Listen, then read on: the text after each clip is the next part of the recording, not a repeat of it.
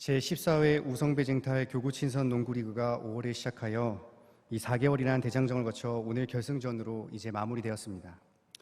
농구리그를 담당하는 사람으로서 이 2년 전에 풋살리그로 한번 바뀐 다음 작년에는 올림픽으로 쉬고 이 횟수로 3년 되는 째라 많이들 까먹으시고 많이들 잊어버렸지만 또 그간 해온 구력이 있기 때문에 또 금방 적응하시는 성도님들과 또 매 순간마다 재밌는 경기까지 많은 시간들이 있었습니다. 그리고 그 결과는 아마 오신 분들은 다 아시다시피 여의도, 영등포, 김포, 동서남북 서울의 교구가 우승을 차지하였습니다. 특별히 저희 교구라서 그런 건 아니지만 이 동남서울 교구 같은 경우, 동남북서울 같은 경우는 우성배 교구 친선 리그가 생겨난 14회에 지나서, 그러니까 횟수로 진 16회 횟수까지 16년 만에 경험하는 첫 우승이라 더더욱 뜻이 깊었던 것 같습니다. 물론 어떤 성도님들께서는 이 신의 교구가 경향의 절반이나 차지하는 대교구인데 뭐 우승하는 거 당연한 건 아니냐라고 생각하시는 분들이 계실지는 모르겠습니다만은 그래도 우승까지 험난한 일정을 끌고 이길 수 있었던 분명한 이유들이 있었습니다.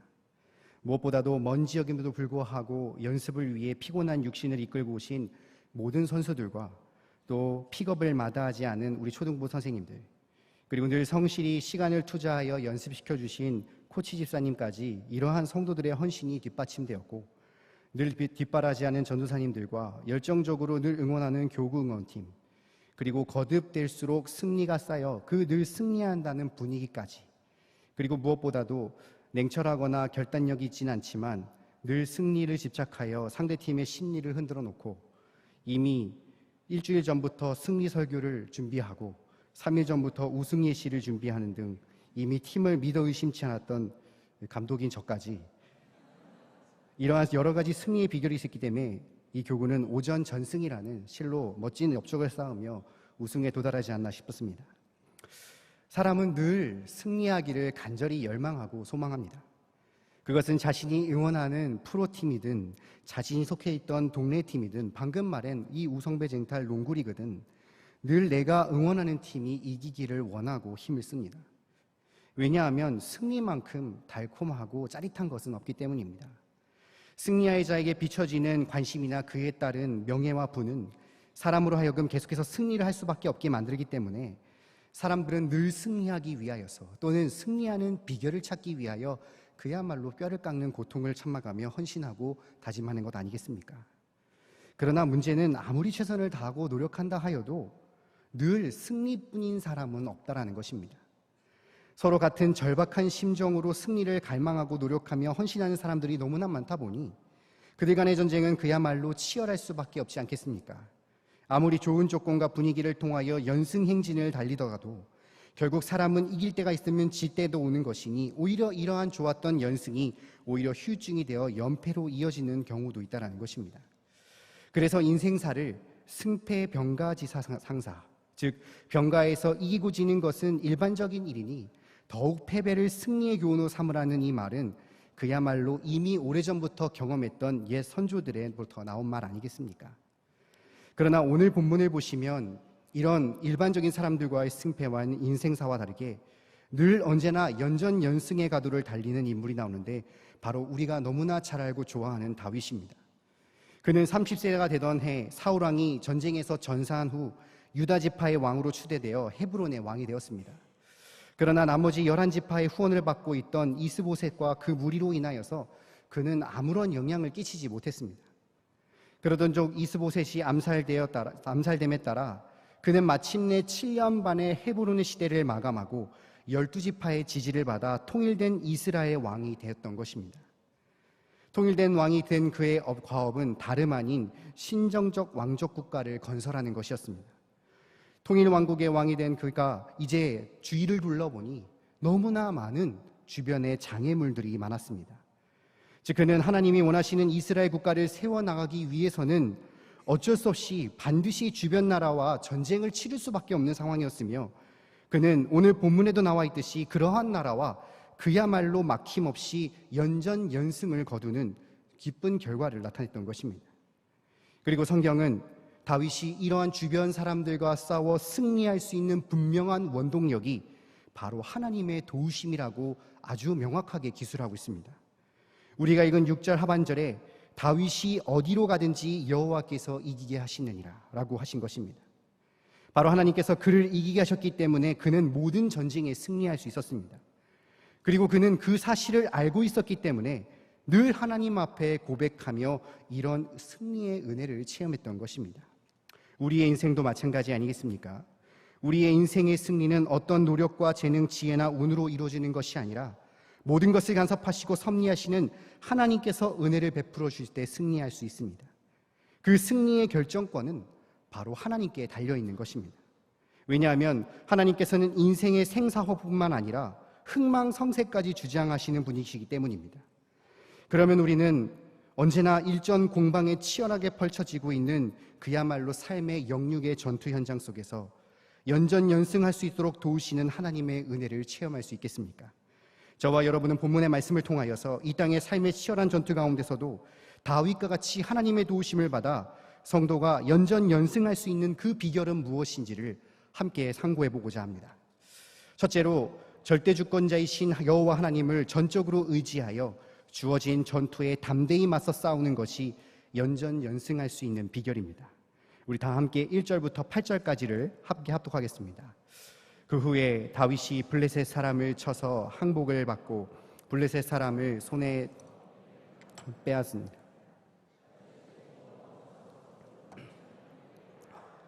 줄로 재어 그 줄의 길이의 사람을 죽이고 한 줄의 길이의 사람은 살리니 모압 사람들이 다윗의 종들이 되어 조공을 드리니라.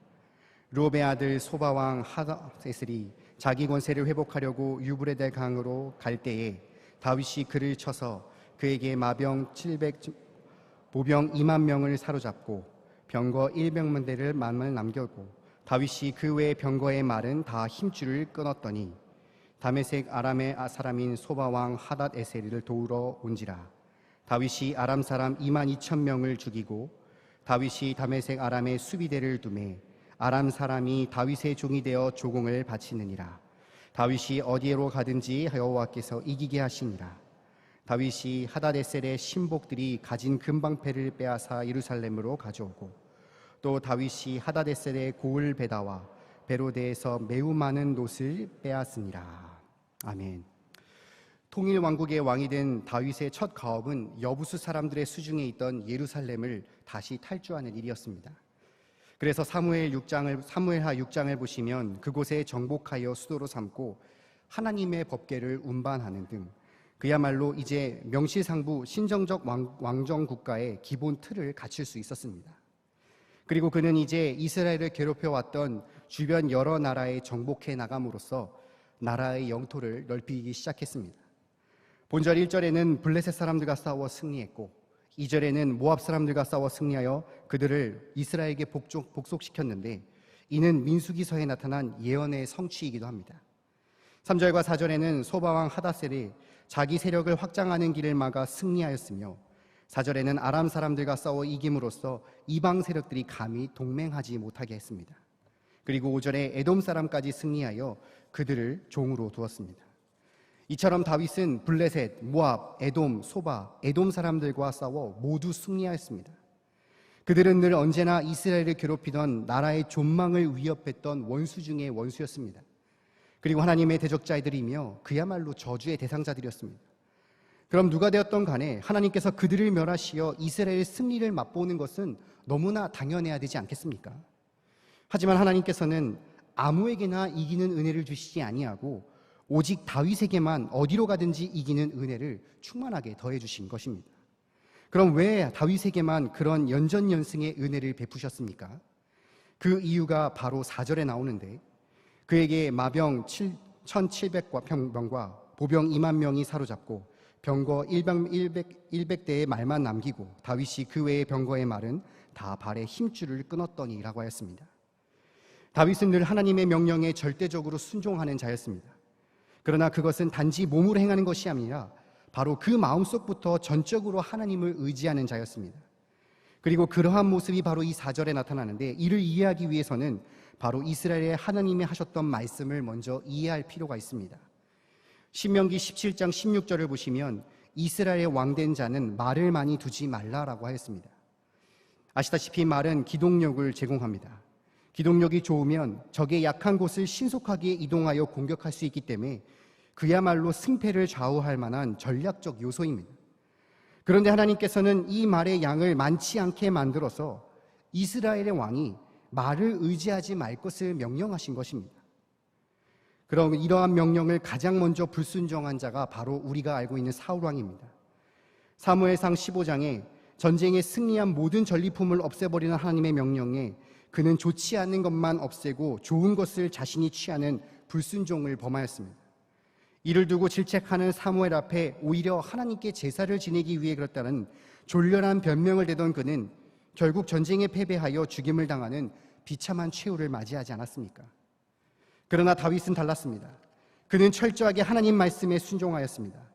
그는 하나님의 말씀에 따라 분명한 원칙을 가지고 전쟁을 임하는 모습을 보여줬는데, 전쟁을 수행하며 상대국의 사람을 무조건 학살하는 것이 아니라 어린아이와 노약자는 살려두되 이스라엘을 대항할 만한 체격을 가진 소유자만 죽이는 등 나름의 원칙을 가지고 나아갔습니다.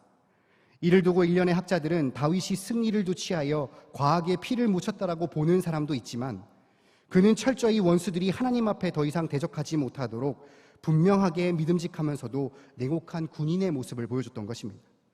그리고 그는 강대국들과의 전쟁을 두려워하지 아니하고 담대하게 나와 싸웠습니다. 이스라엘을 괴롭힘을 당하고 싶어 당한 것이 아니라 그야말로 어쩔 수 없이 그러한 강대국의 힘에 눌려버린 만큼의 비교도 안 되는 어마어마한 힘을 가진 나라들이었지만, 오히려 그런 나라들을 먼저 정복하겠다라고 나아가고, 더군다나 그로 인하여 얻은 이 전리품에 말 1700마리 중 단 100마리만을 남겨놓고 그 발에 힘줄을 끊어줌으로써 전혀 쓸모없게 만든 것입니다. 그야말로 이 전쟁에서 말의 중요성을 그 또한 알았지만, 그는 미련 없이 하나님의 말씀에 순종하여 말의 발에 힘줄을 끊음으로써 말을 의지한 승부를 거부한 것입니다. 그는 그야말로 전쟁의 승패가 이러한 말의 많음이 아니라, 군사력에 달려있는 것이 아니라 오직 전쟁은 여호와께 속한 것이라는 사실을 분명하게 명확하고 인지했기 때문입니다. 그렇기 때문에 그는 오직 하나님만을 전적으로 의지하고 하나님의 제자를 향하여 전쟁을 과감하게 시작할 수 있었습니다.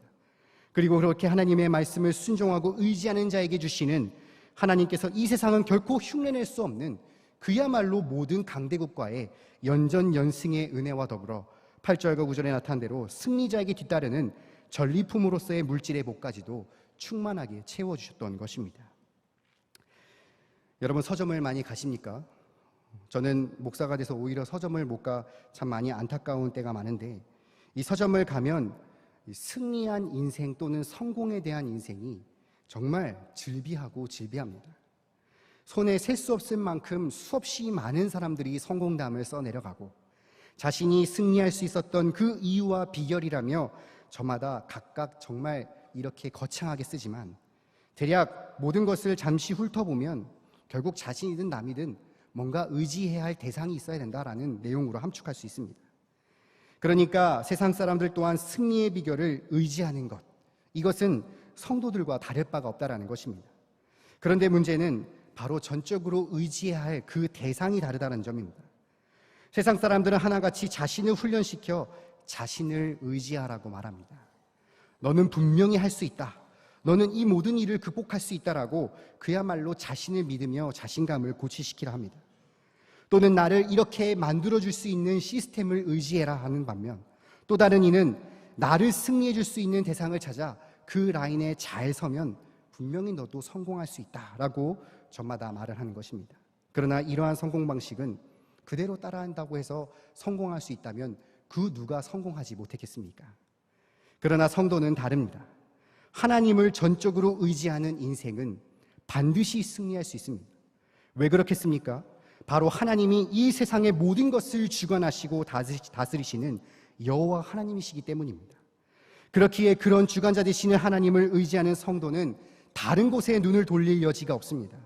오직 그분이 하시는 말씀이 무엇인지를 가장 귀를 기울이며, 언제나 주시는 말씀에 비록 우리의 삶에 어려움과 힘듦이 있을지라도 가장 먼저 순종하기 위하여 전심전력하게 되는 것입니다. 그리고 그러한 자를 하나님께서는 반드시 정해놓으신 때에 언제든지 어디서든지 승리할 수 있는 연전연승의 은혜를 베풀어 주시는 것입니다. 인생의 눈으로 바라볼 때 성도의 삶이 늘 찬란하고 승리자의 모습이 보이지 않을 때가 있습니다. 헌신하시는 집사님, 권사님, 장로님 다 가운데서도 하나님을 굳게 의지하면서도 매출을 걱정하고 당장 내일에 먹을 것을 걱정하는 분 또한 계실 수 있습니다. 하지만 분명한 사실은 하나님을 의지하는 자는 어떠한 상황을 만날지라도 결코 망하지 않고 승리한다는 사실입니다. 고린도후서 4장 8절에서 9절을 보시면 우리가 사방으로 우겨쌈을 당하고 쌓이지 아니하며 답답한 일을 당하여도 낙심하지 아니하며 박해를 당하도 버림받지 아니하며 거꾸리낌을 당하여도 망하지 아니하라고 한 고백을 기억하시기 바랍니다. 그러므로 우리는 다윗처럼 철저히 하나님을 의지하여 주시는 말씀에 순종함으로써 이기는 하나님의 은혜를 받으시기를 간절히 바라겠습니다. 아무리 어렵고 힘든 상태일지라도 주어진 이 땅에서의 성도의 전투를 두려워하거나 미리 빼지 마시고 그야말로 하나님을 의지하시는 마음으로 담대히 나아가 승리를 체험하시기를 간절히 바라겠습니다. 세상 수많은 사람들이 확실히 성공이 보장된 것이라며 인생과 물질을 의지할지라도 다윗과 같이 오직 세상의 주관자 되시는 여호와 하나님, 그분 한 분만을 의지하고 말씀에 순종하며 치러질 전쟁에 담대하게 나아가심으로써 그야말로 이 땅의 삶의 전투에서 연전연승의 은혜를 체험하시는 경양의 성도님들 되시기를 주님의 이름으로 바랍니다. 둘째로, 승리를 주신 여호와 하나님께 겸손히 물질을 통하여 영광 돌리는 것이 연전연승을 할 수 있는, 연정연승을 계속할 수 있는 비결입니다. 우리 다 함께 9절에서 14절 말씀을 함께 합독하겠습니다. 하마다 도이가 다윗이 하다네셀을 온 군대를 쳐서 무찔렀담을 듣고 도이가 그의 아들 요람을 보내 다윗의 왕에게 문안하고 축복하게 하니, 이는 하다네셀이 도이와 더불어 전쟁이 있던 터에 다윗이 하다네셀을 쳐서 무찌름이라. 요람이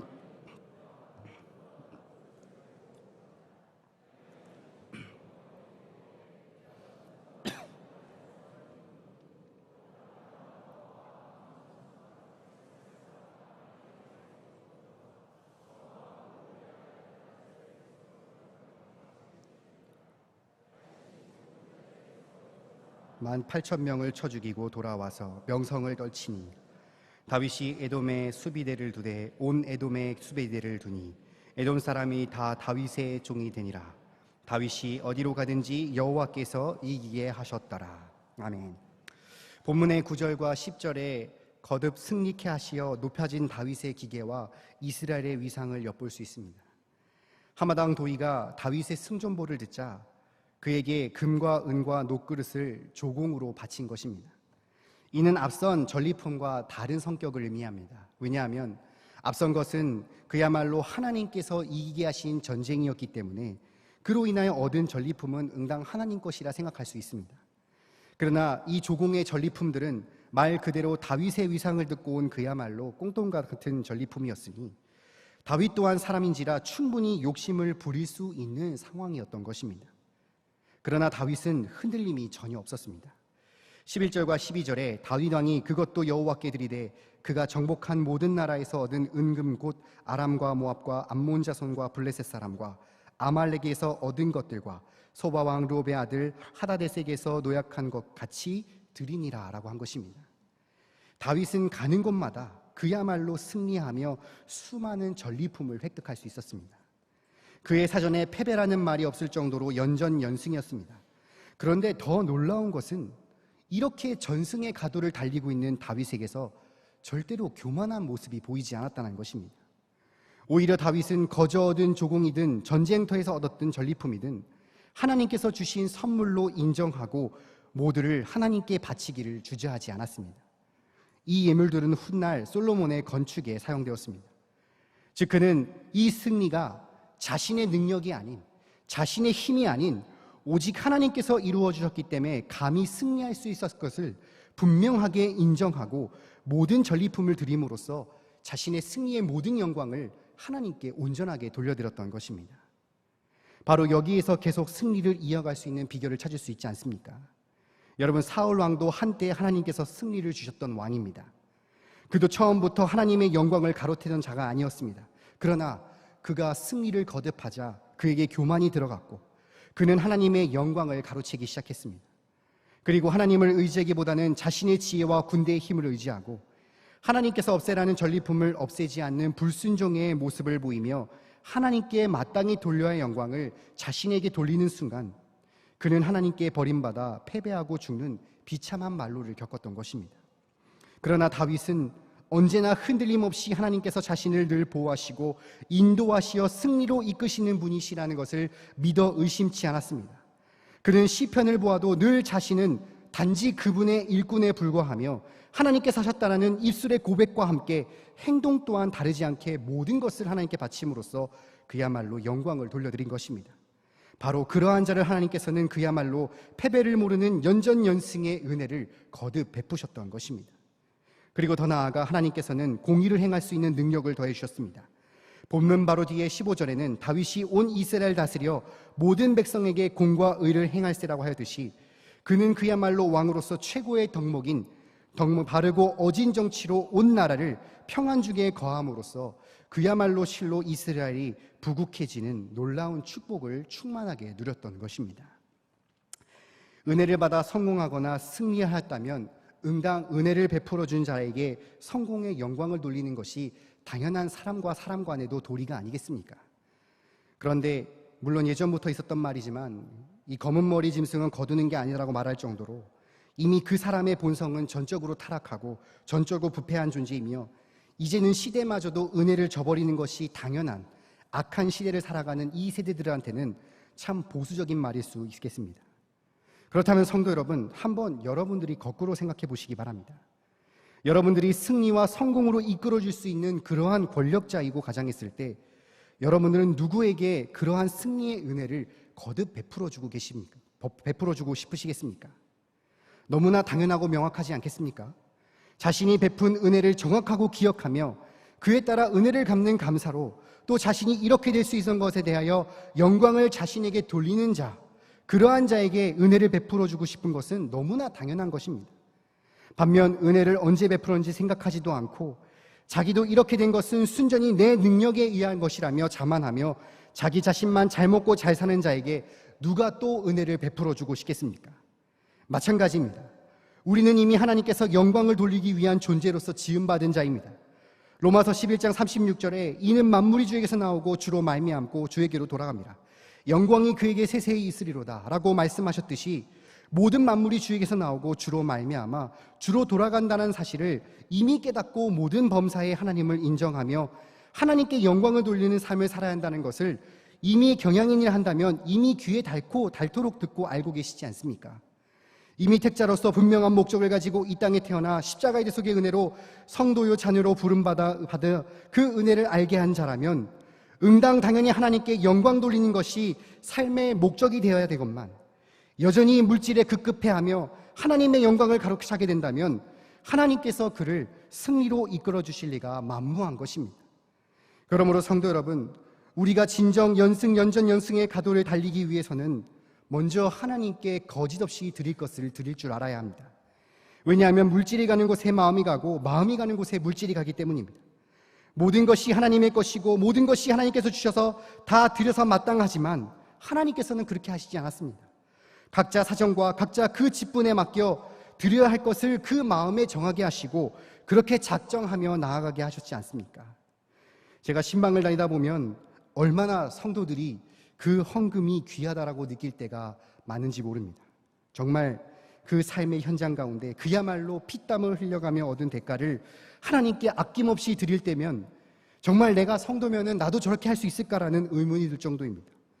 그렇다면 더더욱 이 귀하고 값진 것을 하나님께 드린 것 자체가 하나님께 나의 삶의 영광을 모두 그분께 드리는 것이지 않습니까? 하나님께서는 정말 그야말로 응당 그러한 영광을 마땅히 받으실 만한 분이십니다.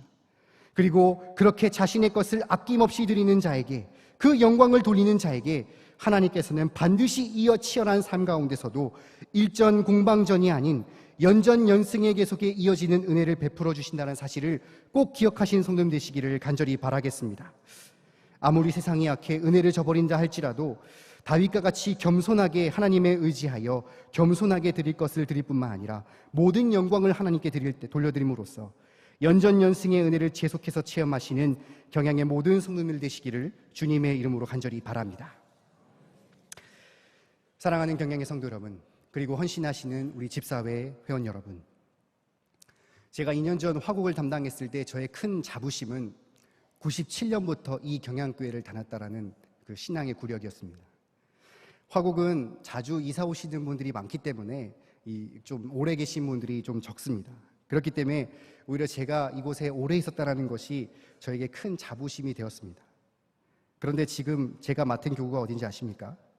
지금 제가 맡은 교구는 여의도, 영등포, 김포, 동서, 남북, 서울 교구인데 제가 이쪽에 나오고 나서는 입번 끝 안 합니다. 이미 제가 태어나기 전부터 이 경양인으로 그야말로 신앙생활을 해오신 장로님, 권사님, 집사님들이 정말 수두룩합니다. 그리고 그 오랜 세월 동안 이 경양에서 원로 목사님 때부터 오늘날 담임 목사님까지 그 말씀 안에서 언제나 신앙생활을 하며 살아오신 그분들을 신망하다 보면 제가 참 부끄러워질 때가 많습니다. 왜냐하면 그분들은 정말 남들은 하나님 앞에 불평불만할 수 있고 하나님 그토록 의지했는데 주시는 이 시험과 시련이 올 때 오히려 하나님 앞에 분명히 불평할 수 있고 불명할 수 있는 이런 것이 와도 언제나 늘 한결같이 하나님만 바라보시고 의지하시기 때문입니다. 오히려 목사인 제가 믿음 없는 소리를 하면 조용히 하나님께서 반드시 이 일 동안 섭리해 주실 것입니다 라고 저를 깨우쳐 주시니 비록 육신의 질병이 그들에게 고통이 있고 가난의 불편이 있을지라도 사단에 흔들리지 않고 영적으로 백전백승, 그야말로 연승의 삶을 살고 계신 분들 아니겠습니까? 사랑하는 경영 성도 여러분, 인생의 승리와 패배의 관건은 결코 사람에게 달려있지 않습니다. 아무리 처세술이 뛰어나고 아무리 수완이 좋고 남들보다 머리가 뛰어난다 할지라도 그것은 한두 번 승리할 수 있는 일시적 승리일 뿐입니다. 그러나 모든 승리를 거듭되는 이 승리를 이끄시는 것은 바로 하나님께 달려있음을 반드시 깨달으셔야 합니다. 하나님께서 도와주시지 않는다면 결코 우리는 승리의 삶을 살 수 없습니다. 오직 우리는 계속해서 승리의 이 연전연승의 삶이 위하기서는 바로 사람이 아닌 물질이 아닌 하나님을 바라봐야 하는 것입니다. 특별히 헌신을 다짐하고 계신 우리 집사회 회원 여러분, 만약 집사님들의 삶 가운데 일전 후퇴의 상황이 거듭 벌어진다면 반드시 여러분의 삶을 돌아보시기를 간절히 바라겠습니다. 그리고 그 삶 가운데 하나님 앞에 부끄러운 죄가 있다면 오늘 본문에 나타났던 사울 왕과 같이 그저 구구절절한 핑계를 대는 사람이 되지 마셔야 합니다. 그저 내 상황에 맞추어 나는 할 수 있는 것 최선을 다하지 않았습니까? 더 이상은 어쩔 수 없지 않습니까? 라는 자기 합리화를 해서도 안 됩니다. 그저 하나님께 우리의 삶의 후퇴라는 결과를 주신다면 그 즉시 무릎을 꿇고 회개하고 나와야 하는 것입니다. 진정 이 땅에서 연전연승하며 늘 하나님 앞에 승리하며 살 수 있는 길은 오직 절대주권자이신 하나님 그분만을 전적으로 의지하며 그분이 하시는 말씀에 순종하는 것입니다. 그리고 그 말씀을 가지고 두려워하지 아니하고 전투에 임하는 길밖에 없습니다. 그러한 자에게 반드시 하나님께서는 기억하시고 이기게 하십니다. 하나님 앞에서 늘 승리하는 연정연승의 삶을 살 수 있는 길은 늘 승리를 주신 하나님 앞에 받은 은혜를 우리의 몸과 마음을 다해 우리의 값진 귀한 물질을 드림으로써 모든 영광을 온전하게 드리는 것입니다. 그러한 자에게 반드시 하나님은 패배를 모르는 연전연승의 은혜를 더하여 주시는 것입니다. 언제 어디서든 늘 이기시게 하는 하나님, 이 한 분만을 오직 의지하여 삶의 치열한 영육의 전투 현장 가운데 늘 담대하게 임하고 물질을 통하여 모든 영광을 돌려드리심으로써 이 땅에 벌어지는 이 치열한 전쟁에서도 늘 연전연승의 인생을 체험하시는 경양의 모든 성도님들 되시기를 주님의 이름으로 간절히 축원하겠습니다.